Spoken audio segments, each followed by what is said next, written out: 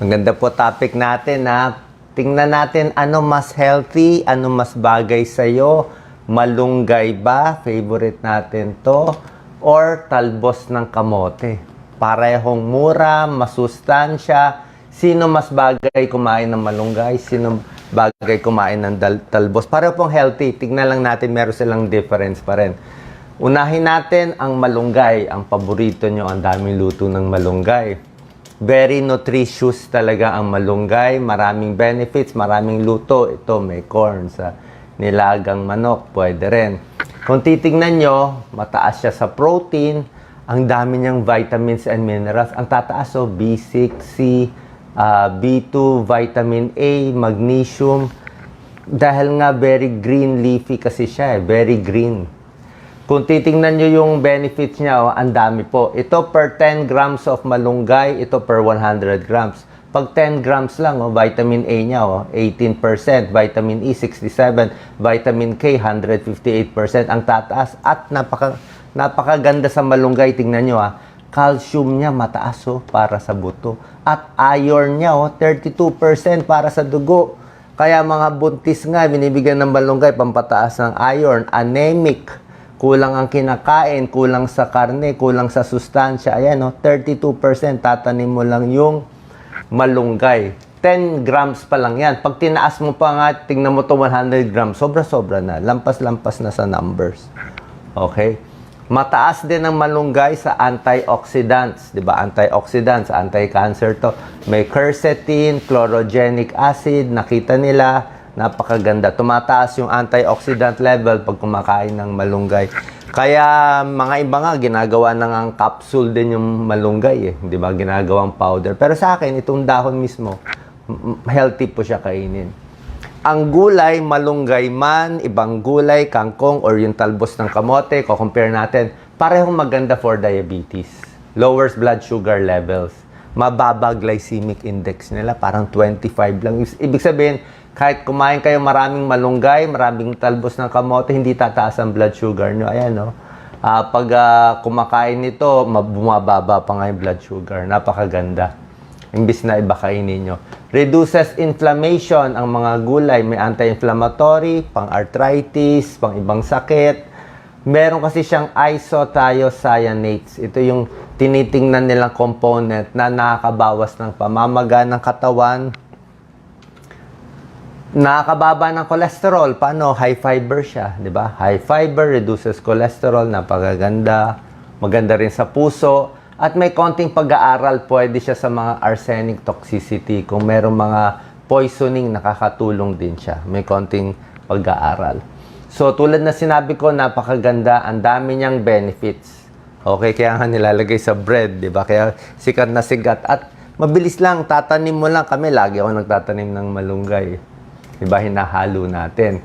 Sa kabilang banda, wag natin babaliwalain. May laban itong talbos ng kamote. Unang-una, mas marami kang makakain dito. Mas malaki yan, green leafy siya.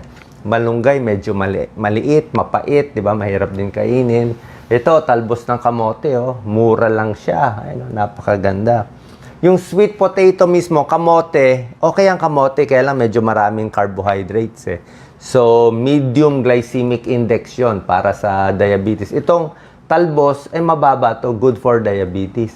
At yung dami niya ng vitamins and minerals niya, comparable, may laban.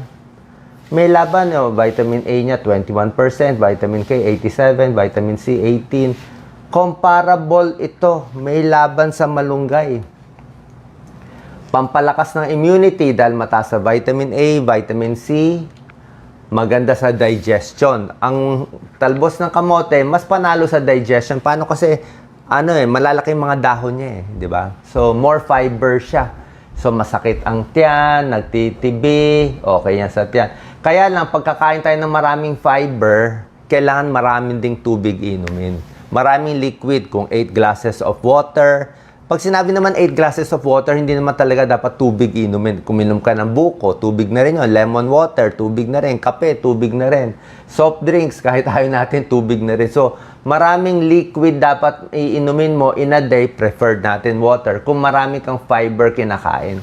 para hindi maimbak yung para hindi tumigas kasi puro fiber walang liquid titigas yan baka magtibigas so you need fiber para mailabas magandang ang bowel movement lowers cholesterol din ang talbos ng kamote tulad ng sinabi ko maganda rin sa blood sugar parang malunggay low glycemic index ang talbos ng kamote yung kamote mismo na healthy naman medium glycemic index. Okay?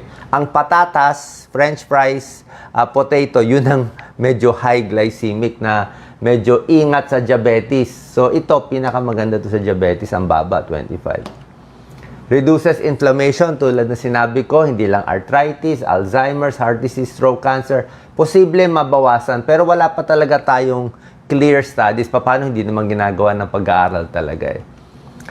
Good for the heart kasi nakakababa ng cholesterol, maraming antioxidants, maganda sa mata, mataas sa vitamin A, mataas siya. Antioxidant, possible anti-cancer, maganda for healing at sa bones natin kasi may vitamin K. Para pag nasugat tayo, magbubuo yung dugo, kailangan natin yan.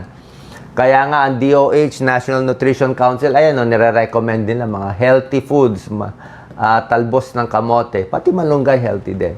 Ngayon, eto na po ang resulta. Excited na ba kayo? Ano pag pinaglaban natin ang talbos ng kamote versus malunggay?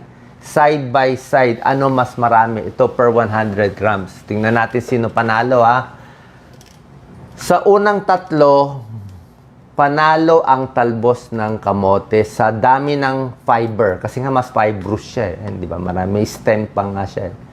Sa magnesium and potassium, a little panalo ang talbos ng kamote. Pero pagdating naman sa iba, sa phosphorus, panalo ang malunggay. Vitamin B, halos lahat ng vitamin B, panalo ang malunggay. Vitamin A sa mata, panalo malunggay. Ito po napakahalaga, calcium sa buto. Panalo rin ang malunggay. Lalo na ito, very important, iron, no? Ang iron ng malunggay, 4 times. Kaya nga binibigay ito sa anemic, maputla, kulang sa mahihirap, kulang kain ng karne, kulang sa dugo. Ito, sa buntis. Sa malakas reglahin. Kailangan to, pampalakas talaga. Iron yan, taas. Vitamin C, panalo din siya. 5 times higher. Vitamin B, panalo din. Okay? So, pagdating sa diabetes, cholesterol, patas sila. Sa presyo, mura, patas. Okay?